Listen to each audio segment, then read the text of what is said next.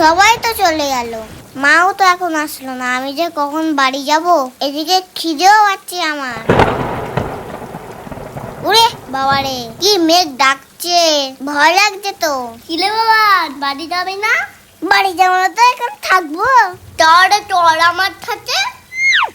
তোর ছাইটাটা কি সুন্দর, ছাতার মাথায় দুটো কানও আছে। আচ্ছা, ওকে আমাদের কথা শুনতে পাচ্ছে? হেই, ছাতাটি আবার শুনতে পারে না।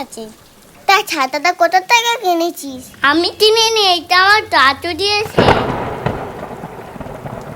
আর আমার দিকে ধর, আমি তো ভিজে যাচ্ছি। আরে টানিস না, আমি ভিজে যাবো তো। আমাকে কি ভেজানোর জন্য ডেকে এনেছিস? এটা আমার ছাতা, আমার দিকেই বেশি থাকবে। তা আমার দিকে একটু দে।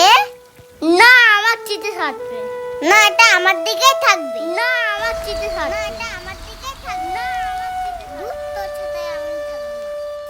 তুই এসে গেছিস? আমি তো যাচ্ছিলাম ছাতা নিয়ে তোকে আনতে। সন্ধ্যে হয়ে গিয়ে সারা পৃথিবীর লোক বাড়ি চলে গেছে, তুমি আর কখন যেতে? তা তুই একা একা এলি কিভাবে? একা একা আসতে যাবো কেন? ফোরনের সাথে এসেছি, ওর কান ছাতার তলায়। তা বৃষ্টিতে না হয় জামাটা ভিজেছে, তা কাদাটা কিভাবে লাগলো শুনি?